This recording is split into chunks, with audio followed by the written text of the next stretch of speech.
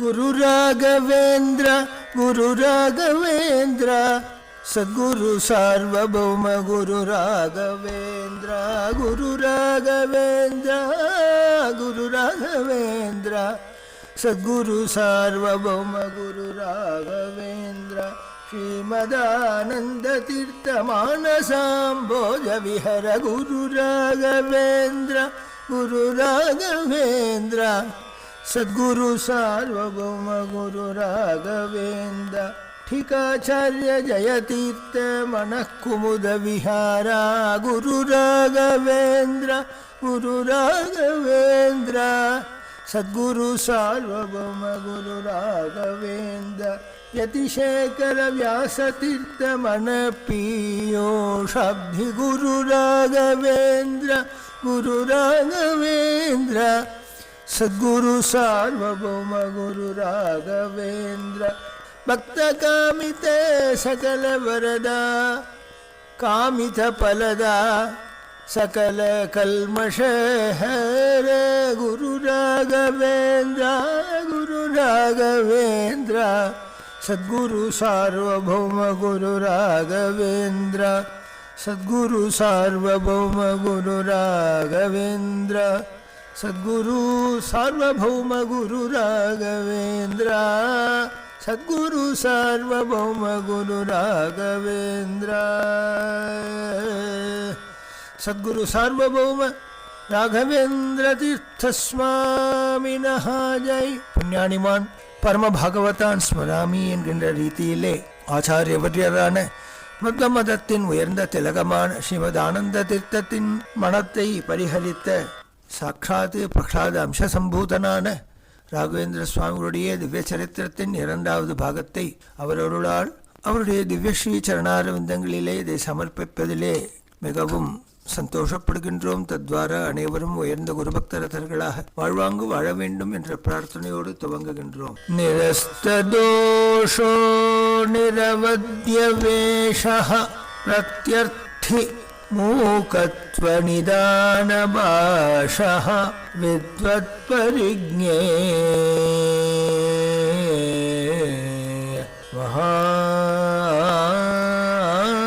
மகாவிசேஷः वाग्वैखरी निर्जित भूयशेषः संतान संपत् परिशुद्ध भक्ति विज्ञान वाग्देह सुपाठवादीन् दत्वा शरीरोत्थ समस्त दोषान् हृत्वा सनोव्यात् குருராகவேந்திரஹ. குருநாதருடைய திருவடி துகளானது நம்மேல் பட்டவுடன் சகலவிதமான காமனைகளையும் தட்சணமே தந்தருளக்கூடிய சுரத்ருவை கல்பக விருட்சத்தையும் மிஞ்சக்கூடியதான உயர்நிலையிலே இருந்து அருள்மழையை பொழிகின்றதோ அவருடைய பாதபத்மத்தை வந்திப்பதினாலே பஜிப்பதினாலே ஸ்மரிப்பதினாலே தரிசிப்பதினாலே அதனுடைய திருவடிவாரத்திலேயே வாழ்வதினாலும் மகா புண்ணியவசாத்து சகல விதமான துரித காரணங்களை அனைத்தையும் நீக்கக்கூடியதோ பெயர்பட்ட ஸ்ரீமத் ஆனந்த தீர்த்தரின் திருவடியிலே சஞ்சாதரான ராகவேந்தருடைய திருவடி ரஜஸ் நம்மை காப்பாற்றட்டும் என்ற கவியானவர் அவருடைய பெருமையை பலவாறு எடுத்தோதுகின்றார். புண்ணியானிமான் பரம பாகவதான் ஸ்மராமி என்கின்ற ரீதியிலே ராகவேந்தருடைய சரித்திரத்தின் துவக்கம் பஜனாமிருத சாகரம் பாகம் 31 அது அனிச்சூதமாக தொடர்கின்றது. தத்வாரா இதை கேட்டு அனுபவிக்கின்ற பக்தரத்னங்களாக நாயரின் திருவடி துகள்களாக வாழ்வாங்கு வாழ வேண்டும், சகல ஞான சம்பன்னராக வாழ்வாங்கு வாழ வேண்டும், குருபக்த சிகாமணிகளாக வாழ்வாங்கு வாழ வேண்டும் என்ற பிரார்த்தனையோடு துவங்குகின்றோம். சத்குரு சார்வபௌமரான ராகவேந்திர தீர்த்தரின் தாய் தந்தையர்கள் மிகவும் பக்திமான்கள். புஷ்கரணி தீரத்திலே வராகஸ்தலத்திலே உரைகின்ற அந்த வெங்கடேசனை அனவரதம் தொழுத வண்ணம் இருவரும் வாழ்வாங்கு வாழ்ந்து வந்தனர். வேதோச்சிதமான வாழ்வு ஸ்வதஸ்தனாக வாழ்வது. ஆனால் வாதம் விவாதம் என்று வந்துவிட்டால் தத்துவவாதத்தை என்றும் விட்டுக் கொடுக்காத பிடிவாதமுடையவர், பெரும் பெயர் பெற்றவர், கவிதா சாமர்த்தியம் மிக்கவர், வாகதீஸ்வரியின் கட்டாட்சத்துக்கு பாத்திரமானவர், வீணாவாதத்திலே தன்னிகரற்றவர், கானமழை பொழிபவர், எங்கே அகாதிகளிலே சற்றேனும் தர்மநெறி தவறாது அனைத்தையும் தானும் செய்வார், மற்றவர்களையும் செய்விப்பார்.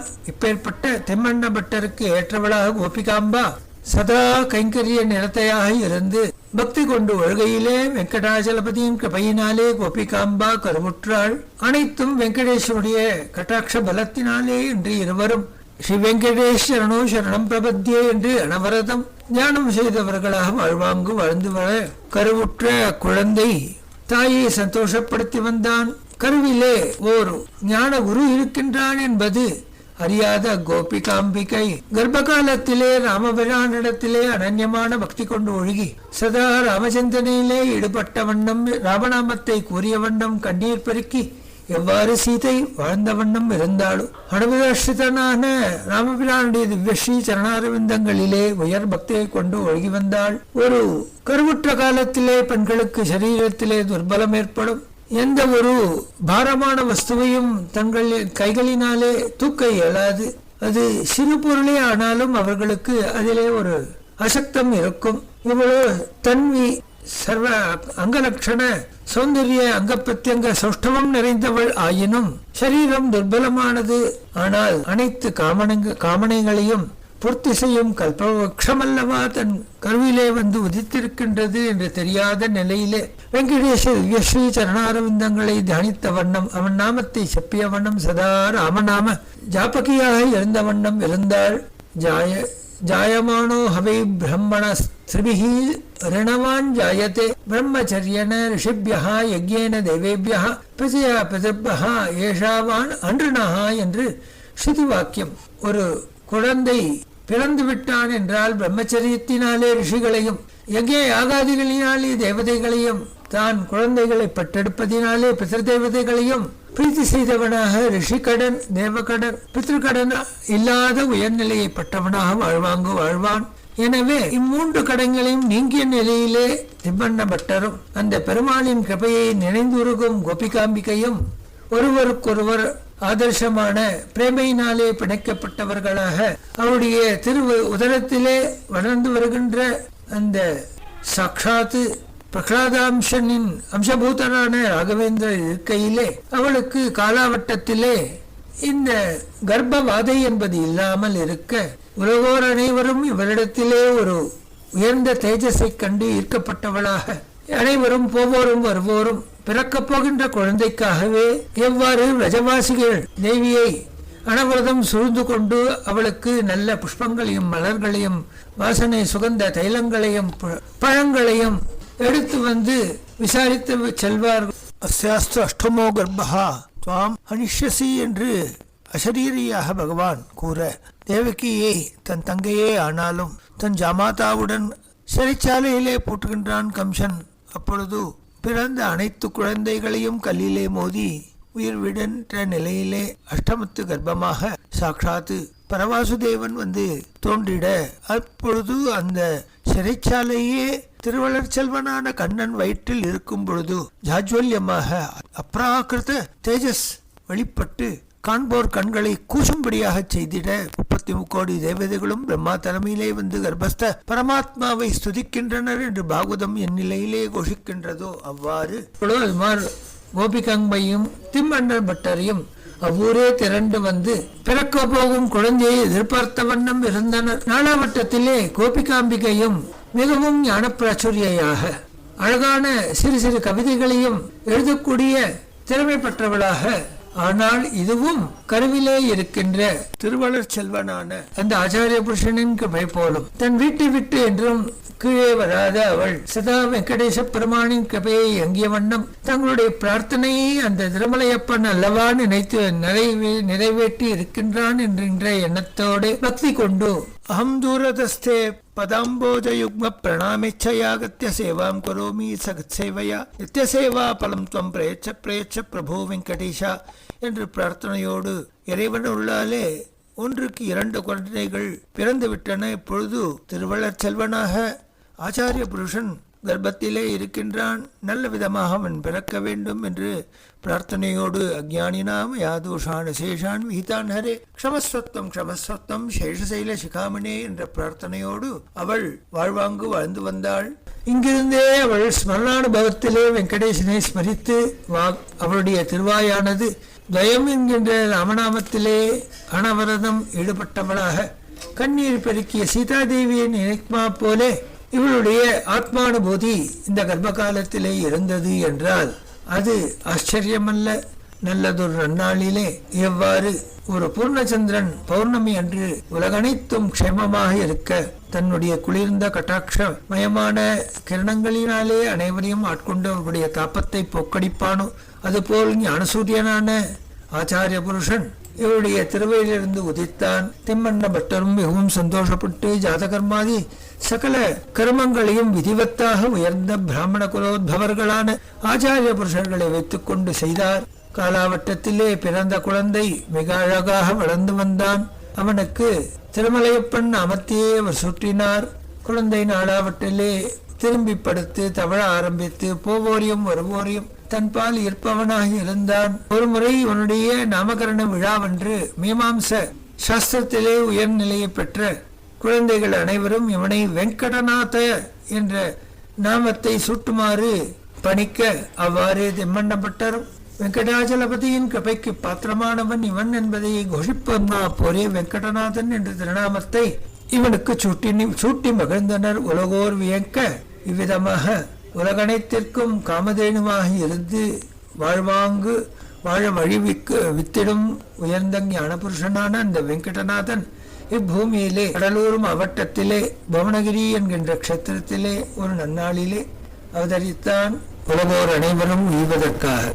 வெங்கடநாதன் சிறுவயதிலேயே தன் தாய் தந்தையருக்கு அத்தியந்த சுகமயமான தினங்களை வர்ஷித்தான். அவன் கண்களை புரண்டு பார்ப்பதும் விழித்து பார்ப்பதும் தாய் தர்களுக்கு கண்களால் பேசுவதும் அழுவதும் விழுவதும் எழுவதும் தவழ்வதும் புரண்டு படுப்பதும் தவழ்வதுமாக பாலலீலைகள் அனைவருடைய இதயத்தையும் தன்பால் இழுத்த வண்ணம் இருந்தது. திம்மணாச்சாரியாவும் அவரது மனைவியாரும் பட்ட சந்தோஷத்திற்கு எல்லையே இல்லை. அவருடைய பெரிய குழந்தை வெங்கடம்பா சிறுவயதிலேயே கவி சஸ்திராதிகளை படித்தாள். எவ்வாறு சுபத்ராவிற்கு பலராமனும் கிருஷ்ணனும் இருந்தாரோ அதுபோல் குருராஜனும் வெங்கடநாதனும் ஆக மூவரும் ஒன்று சேர்ந்து வளர்ந்தனர். அனைவரும் கண்டு வியக்கும் வண்ணம் இவருடைய ஆனந்தகரமான தினங்கள் சென்றன.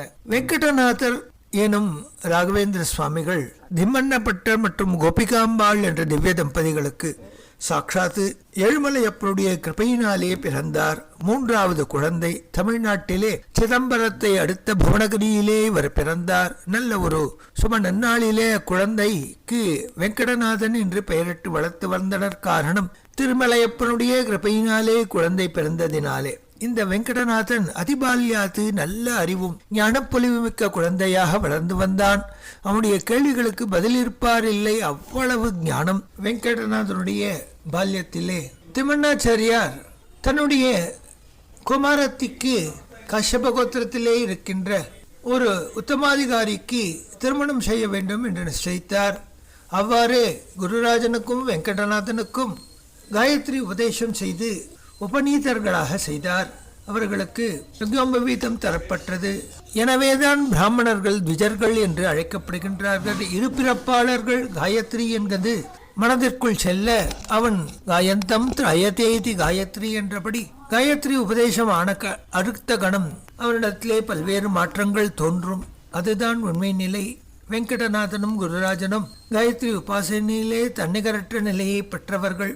லக்ஷ்மி நரசிம்மன் என்பவர் பனிஷாயி என்கின்ற தன்னுடைய ஆத்மபந்துவின் குமாரன். சிறுவயதிலே மகா பிரஜையுடையவர். லக்ஷ்மி நரசிம்மாச்சாரியர் சரஸ்வதியின் கட்டாட்சத்துக்கு ஆளானவர்.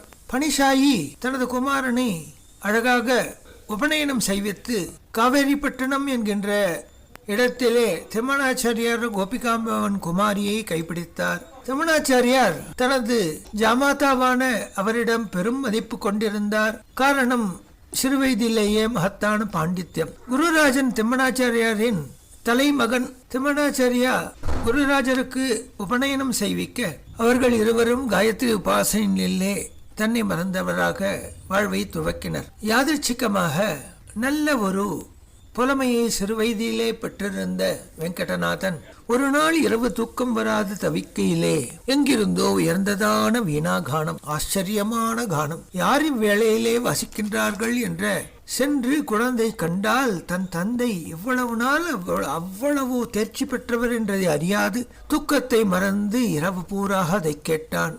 அவ்வாறு அவர் வீணையை வாசித்துக் கொண்டு பல்வேறு ராகங்களிலே ராகதேவதையே கண்முன் வந்து கொண்டு நிறுத்தும் திறமை கொண்டவராக இருந்ததினாலே அவ்வாறு அவர் வாசிக்கையிலே வீணையின் தந்தி அருந்தது.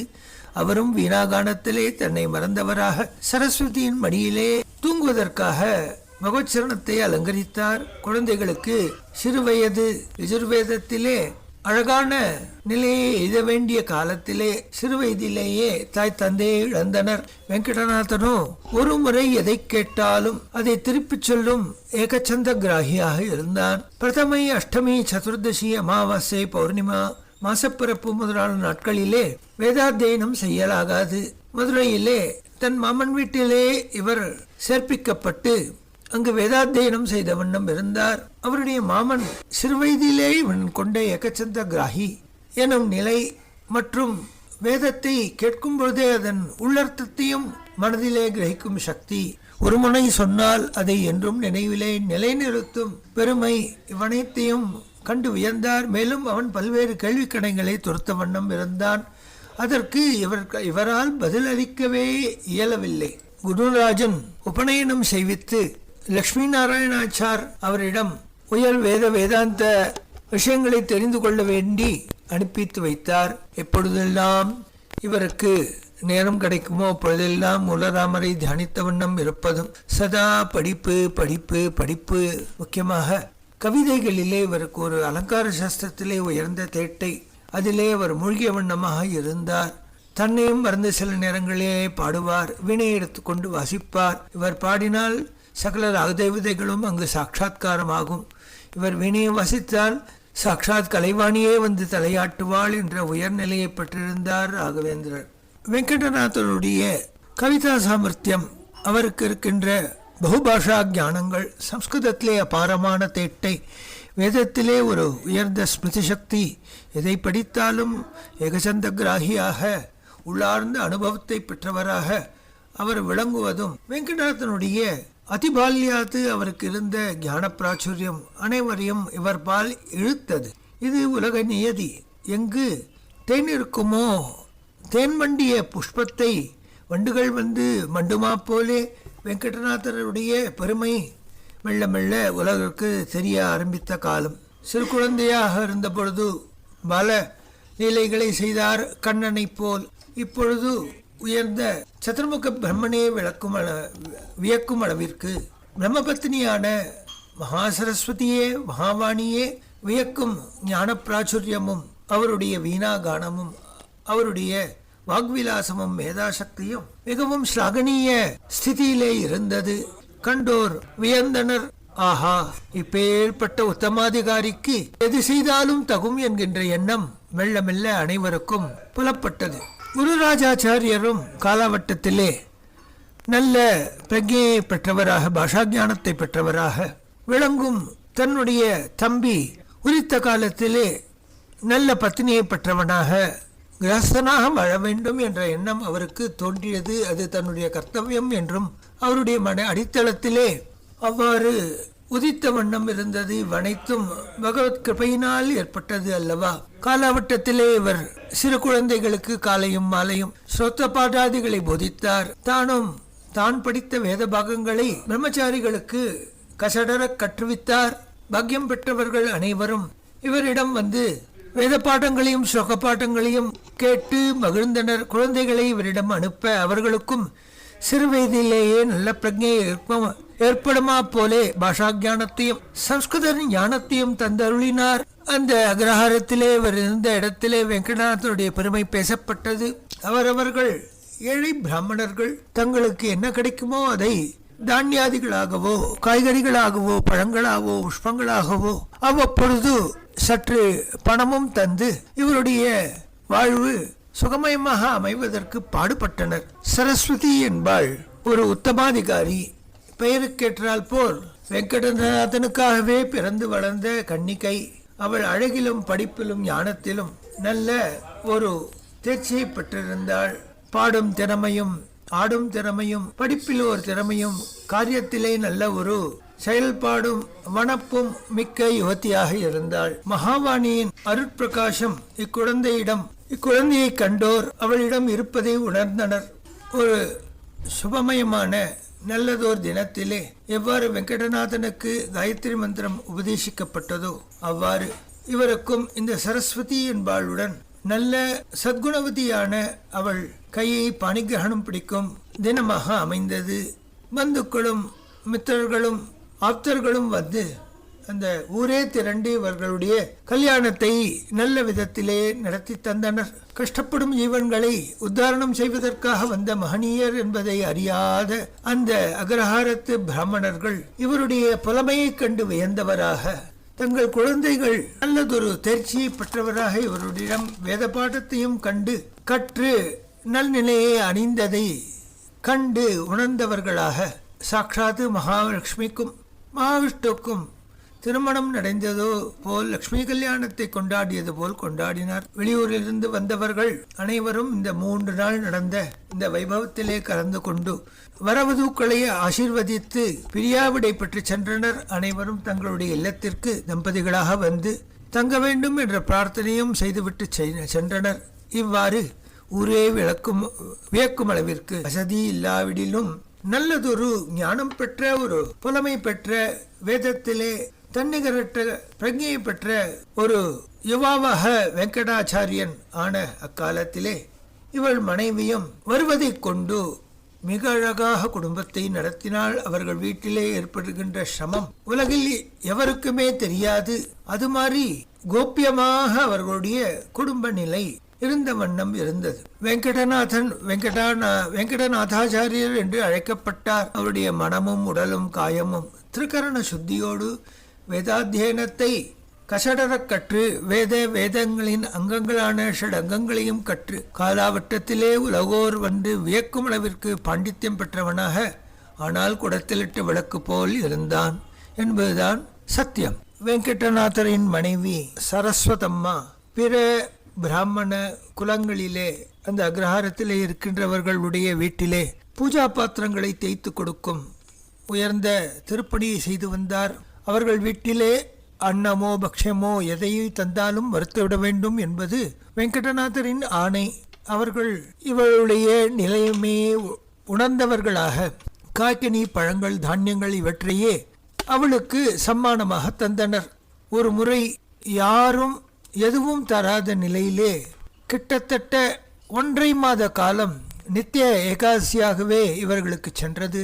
குழந்தை வாடுகிறானே என்று 4 வீட்டிலே எவ்வாறு சுக்ஷாமா குச்சேலரின் ஏழ்மையை பொறுத்தவாறு தன் வயிற்றையும் அவர் வயிற்றையும் கட்டி குழந்தைகளுக்காக 4 வீட்டிலே சென்று பிக்ஷை ஏந்தி வருவாளோ அதுபோல் இவளும் 4 வீட்டிலே கஞ்சி மாவுக்காக ஏந்தி அவர்களுக்கு வீட்டிலே வாங்கி வந்து குழந்தைக்கு இருவேளையும் கஞ்சி இடுவார். இவ்வாறு ஒரு நிலைமை யாருக்கும் வரக்கூடாது. இது அன்றொரு நாள் சுதீந்திர தீர்த்தர் வெங்கடநாதன் சிறு குழந்தையாக இருக்கும் பொழுது கும்பகோணத்திலே ஆறாமுதன் கோவிலே வலம் வந்த பொழுது விஜயேந்திர சத்குருவானவர் அருகிலே இருந்த சுதீந்திர தீர்த்தரை கூப்பிட்டு, அதோ பார், என் குருநாதன் செல்கின்றான் என்கின்றாய். ஓ, வயதாகிவிட்டது குருநாதர், பார்க்கின்ற குழந்தையெல்லாம் குருஸ்வரூபமாக எண்ணுகிறாரோ அல்லது வயதின் கோளாறினாலே அனைத்தும் குருதுல்யமாக தெரியப்படுகின்றதோ என்ற எண்ண ஓட்டத்திலே அமைதியாக இருந்தார். 4 அடி சென்று அந்த குழந்தை கண்ணிலிருந்து மறையும் வரை அவரையே பார்த்திருந்தார். இதோ அந்த குழந்தை போகிறானே, பார்த்தாயா? எவ்வளவு தேஜஸ், எவ்வளவு ஜாஜ்வல்யம், எவ்வளவு ஞானப்பொலிவு, அதிபால்யாத்து அவனிடத்திலே வேதம் இருக்க வேண்டும், அவன்தான் என் குருநாதர் வியாசராய தீர்த்தர் என்று சொன்னவுடனே சுரீர் என்றது சுரேந்திரருக்கு. ஆஹா, என் குருநாதரை சற்று குறைப்பிட்டு மதித்து விட்டேனே, என்னையே என் எழுக்கு என்று வருத்தப்பட்டாராம். அதே சமயத்திலே இக்குழந்தையின் பால் குருநாதர்கள் இருவரின் கட்டாட்சமும் ஒருங்கே இணைந்து அவன் மீது பட்டன என்பதுதான் உயர்ந்த விஷயம். பால்யத்திலே எம்பெருமானார் காஞ்சி தேசத்திலே தேவராயருக்கு கைங்கரியம் செய்த வண்ணம் இருந்த ஒரு காட்சியை காண வேண்டும் என்ற ஆசையிலே ஆள வந்தார். தன் தள்ளாத வயதிலே காஞ்சி பர்யந்தம் நடந்து வருகின்றார். அவர் வருகின்றார் முன்னே ஊரே சென்று அவரை திரண்டு வரவேற்றது. இவரோ எப்பொழுது போல கைங்கரிய நிரத்தனாக சாலைக்கிணறிலிருந்து நீர் சேந்தி எம்பெருமானுக்கு கைங்கரியம் செய்து கொண்டிருப்பதை கண்டார். கண்ணார கட்டாட்சித்தார். பவிஷ்யதாச்சாரியன் இவனல்லவா என்று அவருடைய மனம் சொல்லிற்று. தேவராஜனும் ஆமோதித்தான். அதுபோல் பவிஷ்யதாச்சாரியனான வெங்கடநாதனே என்பதை குருநாதர்கள் இருவரும் ஒருங்கு சேர கட்டாட்சித்து அவனை ஸ்மரித்து அவனுக்கு நல்லதெல்லாம் ஏற்பட வேண்டும் என்று மனதார வாழ்த்தினர். இவ்வாறு இருக்கையிலே சுதீந்திர தீர்த்தர் கும்பகோணத்திற்கு யாத்திரார்த்தம் வந்தார். அங்கு இருக்கின்ற கோவில்கள் எல்லாவற்றையும் தரிசித்தார். மகான்களை தரிசித்தார். சாதுக்களுக்கு அனுகிரகித்தார். அவர் மகாபாஷ்யாச்சாரியர் என்று அழைக்கப்பட்டார். சுதீந்திர தீர்த்தர் சாட்சாத்து வித்யாலட்சுமியின் அபரஸ்வரூபம் நம்மை வெங்கடநாதாச்சாரியர் உணர்ந்தார். அப்பொழுது வெங்கடநாதாச்சாரியார் காஞ்சி மாவட்டத்திலே அவர் வாழ்ந்த வண்ணம் இருந்த பொழுது அங்கு சோழ நாட்டிலே இவ்வாறு சுதீந்திர தீர்த்தர் கும்பகோணத்திலே வந்து தந்தி இருப்பதும் சோழராஜனே வந்து அவரை தரிசித்து அவருடைய அனுகிரகத்துக்கு பாத்திரமானதும் அவர் வேதாங்களின் கரை கண்டவர் என்றும் காவேரி தீரத்திலே அகண்ட காவேரி எவ்வாறு பிரவகித்து உலகோர் அனைவரையும் மகிழ்விக்கின்றதோ அவ்வாறு ஞான காவேரியாக விளங்கியவர். கங்கா பிரவாகவத்து அவருடைய வாயிலிருந்து எழுகின்ற சாஸ்திரங்களின் நுணுக்கங்களை அனைவரும் பேச வெங்கடநாதாச்சாரியரும் தானாகவே எப்பொழுதெல்லாம் ஓய்வு கிடைக்குமோ அப்பொழுதெல்லாம் பதஞ்சலி எழுதிய மகாபாஷ்யம் வியாக்கரண பாஷ்யத்தையும் ஜெயதேவருடைய டீகாச்சாரியரான ஜெயதீர்த்தருடைய டீகா பட்டமீமாம்சா குமரல பட்டரின் பட்டமீமாம்சா பாமதி வாசஸ்பந்தி மிஸ்ரா எழுதிய பாமதி மற்றும் பிரபாகர குருவின் கௌரவ மீமாம்சா தாத்பரிய சந்திரிகா எனும் வியாசராஜரின் பாடங்கள் அனைத்தையும் கஷடர கற்றார். பஞ்ச உஷத்காலத்திலே ஸ்நானம், அனுஷ்டானம், தியானம், குழந்தைகளுக்கு பால பாட்டங்கள், வேத பாட்டங்கள் இது அடைந்த அதன் பின்னர் நல்ல நண்பகல் நெருங்கும் 11 மணி வேளையிலே ஓரிரு குவளை நீர்மோர் அருந்துவார் அல்லது கஞ்சி அருந்துவார். வெங்கடபட்டர் உபனிஷத் பாஷ்யங்களையும் பிரம்மசூத்திர பாஷ்யங்களையும் கீதா பாஷ்யங்களையும் கசடர கற்று மத்வரின் அனுயாயியாக அப்பாதையிலே பீடநடை போட்ட வண்ணம் அனைவருக்கும் பூர்வ மீமாம்சையும் போதித்து வந்தார். ஸ்ரீ விஜயேந்திர தீர்த்தரும் சுதீந்திர தீர்த்தரும் இவருக்கு வேத பாட்டங்களை எடுக்கலாயினர். அவ்வாறு தான் கற்ற வித்தையை அபராண்ட காலத்திலே தகுந்த அதிகாரிகளுக்கு அவற்றை போதித்த வண்ணமும் இருந்தார். ஒருங்கு சேர தானும் படித்து அத்தியாபனமும் செய்து அத்தியனமும் செய்த வண்ணம் இருந்தார் என்பதுதான் இவருடைய ஞானக்கலையிலே ஒரு ஏற்றத்துக்கு திட்டம் தந்தது. இப்பொழுது சுதீந்திர தீர்த்தர் சம்பகாரண்யம் எனும் ராஜமன்னார்குடியை தரிசித்து பின்னர் அங்கிருந்து தட்சிண துவாரகையாக கருதப்பட்ட மன்னார்குடி வந்து அங்கே கிருஷ்ணனின் சன்னதியிலே அதிர்ச்சகமாக வெங்கடநாதாச்சாரியரை கண்டார். ஆஹா, இவன் என்ன சாட்சாத்து மகாவாணியின் அபர அவதாரமோ என்ற ஒரு என்ன ஓட்டம், என்ன அலைகள் அவருடன் தோன்றியது. அன்றொரு நாள் குருநாதர் சொன்னது ஞாபகத்து வந்தது. சாட்சாத்து யதிவரியரான வியாசராஜ தீர்த்தரே இன்று நம்மிடை உலவி வருகின்றார் இந்த ரூபத்திலே என்ற எண்ணம் திடீகரணமாயிற்று. ஆச்சாரிய புருஷனை கண்டார். நிலம் தாழ விழுந்தார்.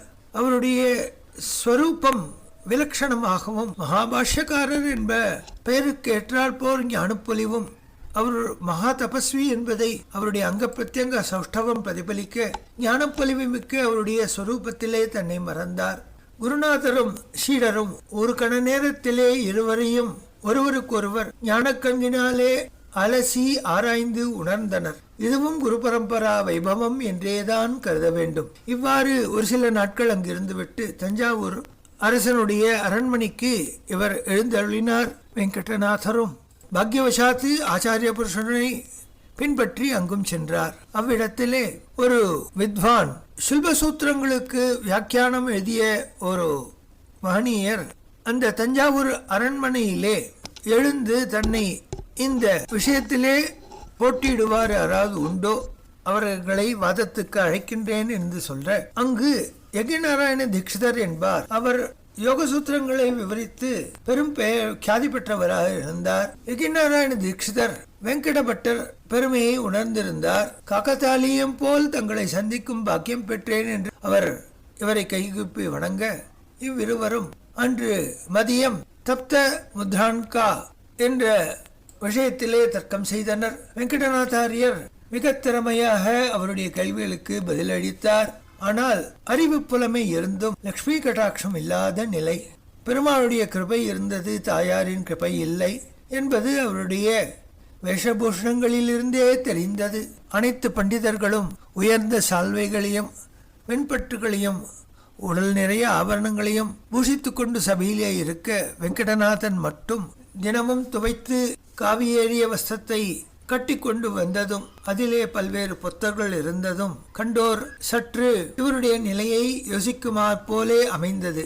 அவர் என்ன செய்வார்? யாதிர்ச்சிகமாக சுதஸ்திருப்தனாக இருப்பதினாலே எது வருகின்றதோ அது பெருமாளின் நிச்சயம் என்று ஏற்று வாழ்ந்து வந்தவர். அவர் மனைவியும் எந்தவித எதிர்பார்ப்பும் இல்லாமல் கிடைத்ததை கொண்டு இல்லறத்தை நடத்தி வந்தாள். வெங்கடநாதாச்சாரியருடைய தந்தை, அவருடைய தாத்தா, அவருடைய பெரிய தாத்தா என்று அனைவரும் உலகோர் வியக்கும் உயர்ந்த செல்வந்தர்களாக வாழ்ந்தவர்கள். குபேர துல்லியமான, தேவேந்திர துல்லியமான வாழ்க்கையை நடத்தியவர்கள். ஆனால் அதே குடும்பத்திலே பிறந்திருந்தும் இன்றைய நிலை அடுத்த வேளை உணவிற்கே யாச்சிக்க வேண்டிய ஒரு குச்சேரனுடைய நிலைக்கு சதிசமாக இருந்தது. ஆயினும் சரஸ்வதியின் கடாட்சத்தை பெற்ற அவருக்கு மூலராமருடைய கிருபை என்றாவது சித்திக்கும் என்ற ஒரு எண்ணத்தோடே சதா அமநாம நிஷ்டையிலே ஈடுபட்ட வண்ணம் இருந்தார். வேத பாகங்களில் இருந்து சிலவற்றை பாராயணம் செய்து ஜபித்து அபிமந்திரித்து அவர் கையினால் ஒரு தீர்த்த பிரசாதம் பெற்றுவிட்டால் பக்தர்களுடைய நோய் நீக்கம் ஏற்படுகின்றது என்பதை ஜெகநாத விட்டல் கொண்டாடி மகிழ்கின்றார். ரோகஹரணி கிருபா சாகரா, ரோகஹரணி கிருபா சாகரா, ஸ்ரீ குரு ராகவேந்திர ಪರಿಪಾಲಿಸೋ ರೋಗಹರಣೆ ಕೃಪಾಸಾಗರ ಸಂತತ ದುರ್ವಾದಿ ದ್ವಂತ ದಿವಾಕರ ಸಂತತ ದುರ್ವಾದಿ ದ್ವಂತ ದಿವಾಕರ ಸಂತ ವೀರೇ ಮಗಲಾಲಿಸೋ ರೋಗಹರಣೆ कृपासागरा श्री गुरु राघवेंद्र परिपालिसो रोग हरणे कृपासागरा पावन घात्र सुदेव भरणे तव सेवक जनरुळगाडिसो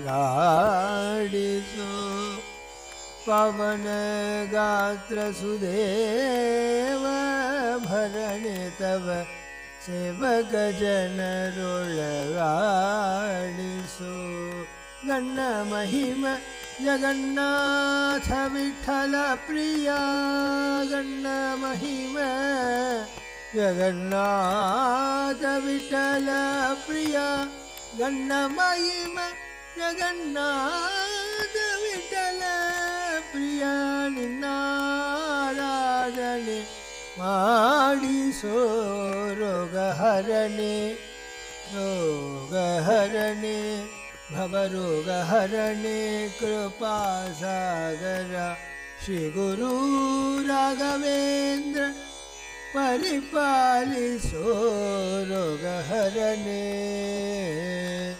कृपासागर வாதத்து வந்தவர்கள் வாதபக்ஷை கேட்டால் அதில் வாதத்திலே அவர்களை ஜெயிப்பார். ஸ்ரீமடத்திற்கு பெரும் பெருமையை ஏற்படுத்துவார். தன்னை நாடி வந்தவர்களின் குறைகளை நிறை செய்வார். சத்குண சார்வபௌமரான ராயர். தஞ்சையிலே ஸ்ரீ சுதீந்திர தீர்த்தரால் அளித்த துறமரச பட்டாபிஷேகம், அதன் பின் சரஸ்வதி பாய்க்கு அருள் செய்த இந்த துரியாசிரமியான ராகவேந்திரர் பேயாக அலைந்து திரிந்த அவருடைய மனைவியை தன்னுடைய கமண்டல் ஜல நீரை அபிமந்திரித்து புரோக்ஷிக்க அவள் உயர்நிலையை அடைந்தாள். பூர்வாசிரம குழந்தைகள் நன்னடத்தையினாலும் பேர் அறிவாற்றலினாலும் உயர்நிலையை பெற்று ஒழுகுகின்றனர் என்ற செய்தி அவரை வந்தடைகின்றது. துறவு பூண்டு நித்திய கடனை மூலராமருக்கு அவர் ஆற்றுகின்றார். அவருடைய சித்தத்திலே மூலராமர் சேவையே எங்கும் அனவரதம் துளிர்த்து மகிழ்வினை உயர்ந்த பக்தி பிரேமரசத்தை அவருள்ளே ஊட்டியது. கேரளத்திலிருந்து பல்வேறு ஜோதிடர்கள் இவருடைய ஜாதகத்தை ஆராய்ந்து கூறுகின்றனர். அவர்கள் கூறுவது சத்தியம் என்று அவர்களுக்கு பல்வேறு பரிசல்களை தந்து அருளினார். பல புண்ணிய கஷேத்திரங்களுக்கு தன்னுடைய பூர்வாச்சாரியர்கள் சென்ற இடங்களுக்கெல்லாம் யாத்திரை வழியாக சென்றார். மூலராமனை சுமந்த வண்ணம் ஆங்காங்கே கிடைக்கின்ற அனைத்தையும் மூலராமனுக்கு நிவேதனம் செய்து அதிலே ஒரு சிறு பங்கு தான் எடுத்துக் கொள்வார். பின் அனைத்தையும் வந்திருக்கின்ற பக்தர்களுக்கு ஒரு துளி இவர் கையால் பிரசாதம் பெற்றாலும் அது அவர்களை பசியும் ஆற்றலையும் பசியை போக்கி ஆற்றலை தரக்கூடிய உயர் வல்லமை பெற்றதாக இருந்தது என்றும் ராகவேந்திரர் துறவு பூண்டார். மதுரை திருமலை நாயக்கர் ஆண்டு வந்திருந்த காலம் திருமலை நாயக்கர் தனது பட்டத்து யானை மீதேறி வலம் வரச் செய்து இவருடைய பெருமையை மதுரையெங்கும் பரப்பினார் என்பது இவருடைய சரித்திரத்திலே பொன் எழுத்துக்களால் பொறிக்க வேண்டிய சுதினமாகும். ராகவேந்திரன் நஞ்சங்கூடு என்கின்ற இடத்திலே சாதுர்மாசை விரதம் கொண்டார். ஒரு முடவனுக்கு முக்தி அளித்தார். அதிலே பல்வேறு சர்ச்சைகள் ஏற்பட்டது. ஆனால் தன்னுடைய செயல் அனைத்தும் வேதோச்சிதமானவை என்பதை பின்னர் அவர்களுக்கு தெளிவர உணர்த்தி அவன் சொர்க்கலோகத்திலே சுகமாக வாழும் திருஷ்யத்தையும் அவர்களுக்கு காட்டி அருளினார். தலையாத்திரை செய்து ஆங்காங்கே பல்வேறு அற்புதங்களை லீலைகளாக செய்து பைத்தியம் பிடித்தவர்களுக்கு அந்நிலை நிகழ்கின்றது, ரோகம் பிடித்தவர்களுக்கு ரோகம் நீர்க்கின்றது. முடவர்கள் நடக்க ஆரம்பித்தார்கள். மாடு மேய்த்த ஒரு சிறுவன் இவர் ஏகாந்தமாக தவம் செய்கின்ற பொழுது ஆட்டின் பாலை ஒரு கொட்டாங்குச்சியிலே ஏந்து வந்து அவருக்கு தருவான். நல்ல வனாந்தரம். அதை மூலராமருக்கு நிவேதித்து அவர் அதை சற்று அறிந்தி அவனுக்கே பிரசாதமாக தர, உனக்கு எப்பொழுதாவது சமம் ஏற்பட்டால் என்னை நினைத்துக்கொள், நான் உன்னை காத்தருள்வேன் என்று வாக்களிக்கின்றார். அந்த ஆட்டு இளையனே ஒரு முறை ஒரு முசல்மான் ராஜா முதலிலே ஒரு ஓலையை ஏந்தி வந்து இதை படி என்கின்றான். அவரோ எனக்கு எழுத்தறியவே இல்லை என்கின்றார். ஆனால் இக்கட்டு ஏற்படும் போது என்னை நினைத்துக்கொள் என்று ராகவேந்திரனுடைய மதுரமயமான அந்த சொற்றொடர்கள் இவரை ஞாபகப்படுத்த ராகவேந்திரா சர்வமா பகிமாம் என்று அதற்கு கதற அக்கணமே அவருக்கு சகல ஞானமும் அவருடைய கிருபையினாலே ஸ்புரிக்கின்றது. அவரே பின்னர் அந்த ராஜாவிற்கு மந்திரி பிரதானியாக ஆகின்றார். ராகவேந்தருடைய வாழ்நாளிலே எண்ணற்ற லீலைகளை செய்தார். ஒரு பாலைவனத்திலே நீரூற்றை ஏற்படுத்தினார். தன் சீடர்களிலே ஒருவருடைய மனைவிக்கு தீராத தாகத்தை அதை கொண்டே சரிப்படுத்தினார். பல்வேறு க்ஷேத்திரங்களிலே பல்வேறு தேவதைகளின் கிருபையை பெற்றார். தபோ பலம் மிக்கவராக இருந்தார். எண்ணற்ற தேவதைகள் அவர் தோளிலே அமர்ந்து அவருக்கு அனுகிரகம் செய்ய காத்திருக்க, பின்னர் நான் என்ன செய்ய வேண்டும் என்று மந்திர தேவதை கேட்க, நான் பிருந்தாவன பிரவேசம் செய்யும் பொழுது அவற்றை பற்றி விளக்குவேன் என்று அவர்களுக்கு கூறினார் என்ற சரித்திரம். அவர் தன் வாழ்நாளிலே மகத்தான லீலைகளை செய்தார். மகத்தான காரியங்களை குரு கிருபையினால் செய்தார். மூலராமனுடைய பலத்தினால் செய்தார். தன் கண்ணிலே பட்ட அனைத்து ஏழை பாழை மக்களுக்கும் நிஷ்கிஞ்சன ஜனப்பிரியரான அவர் சகல காமனைகளையும் அவர்களுக்கு பெருமாறு அனுகிரகம் செய்தார் என்பது இவருடைய சரித்திரத்திலே பொன்னெழுத்தினால் பொறிக்கப்பட வேண்டிய உயர்ந்ததான லீலாமயமான விஷயங்களாகும். இவ்விதம் பல்வேறு இடங்களிலே சஞ்சாரம் செய்து பின்னர் துங்கபத்ரா நதி தீரத்திலே வந்து அடைகின்றார். அங்கு அப்பண்ணா என்ற ஒரு மகனீயரான ஒரு குருபக்த வரையரை கண்டு அவருடைய வீட்டிலே 12 வருட காலம் மூலராமரை உபாசித்த வண்ணம் தங்கியிருந்தார். மாஞ்சோலை என்கின்ற அருகில் உள்ள வனாந்தரத்திற்கு அடிக்கடி சென்று வருவார். அங்கு ஒரு பாறையை கண்டு அதிலே மக்னமாகி அமர்ந்துவிட, இங்குதான் ராமபிரானும் சீதையும் அமர்ந்து அளவளாவிய இப்பாறையை பத்திரப்படுத்தி வையுங்கள், பின்னால் உபயோகப்படும் என்று கூறி பல்வேறு விதமான போதனைகளை செய்தார். ஒரு இடத்திலே கைங்கரியம் பெய்கின்ற ஒரு பையன் சுவாமியுடைய ஒத்திகையே பிரசாதமாக பெற்றான். அது கொண்டு பல்வேறு லீலைகளை செய்து அவன் யாச்சித்த வண்ணமே பெரும் நிலையை அவன் அடைகின்றான். தனவந்தனாக ஆகின்றான். ராயருடைய சரணதூளியாக இருந்து பல்வேறு கைங்கரியங்களை பெண்ணை செய்தான். ஒரு பக்தவரியரான அப்பண்ணா செய்த ராகவேந்திராஷ்டகம் உலகிலே என்றும் மறவாத உயர்நிலையை பெற்று விளங்குகின்றது. பூஜ்யாய ராகவேந்திராய சத்யதர்மரதாய பஜதாம் கல்பவ்ருக்ஷாய நமதாம் காமதேனவே என்ற இந்த ஒரு ஸ்லோகம் கோடான கோடி ஜனங்களின் வாயிலே அன்றும் இன்றும் வாடா மலராக திகழ்கின்றது என்றால் இப்பேற்பட்ட குருபக்தியின் நிலைக்கலனாக அவர் இருந்தார்.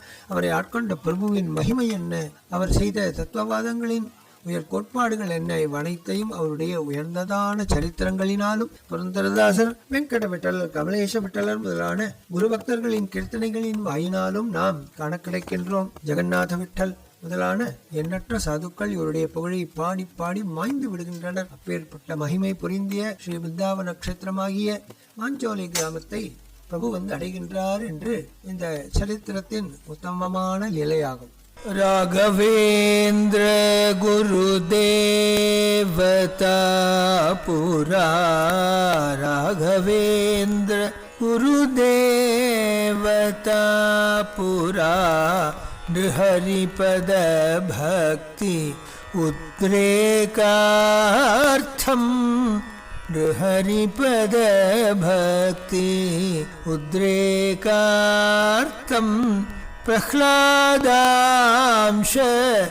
சம்பூதம் சாத்புதம், பிரஹ்லாத अंश संभूतं च अद्भुतं सद्गुरोः जननं देयान्मङ्गलं, सद्गुरोः जननं देयात् मङ्गलं, सकलप्रद श्री मध्वसाम्राज्य, सकलप्रद श्री मध्व साम्राज्य पट्टाभिषिक्तस्य राघवेन्द्रस्य क्षमासुरेन्द्रस्य अन्तेवासिनस्य सद्गुरोः जननं देयान्मङ्गलं, द्विजद्रुमस्य देवद्रुमस्य च, द्विजद्रुमस्य देवद्रुमस्य च, ज्ञानद्रुमस्य प्रेमद्रुमस्य च, भक्तिशक्तिकल्पतरोः रूपस्य सद्गुरोः जननं देयात् मङ्गलम्, राघवेन्द्रस्य जननं देयात् मङ्गलम्।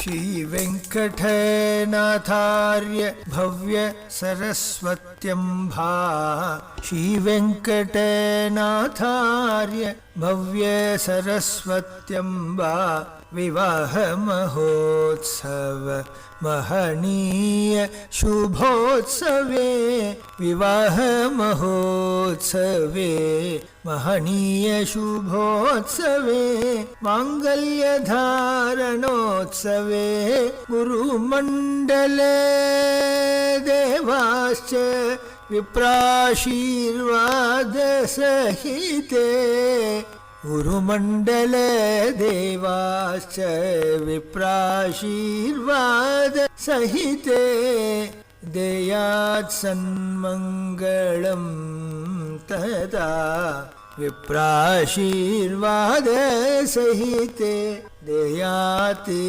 सन्मङ्गलं तथा। सद्गुरु राघवेन्द्र सार्वभौम स्वामिनः जय।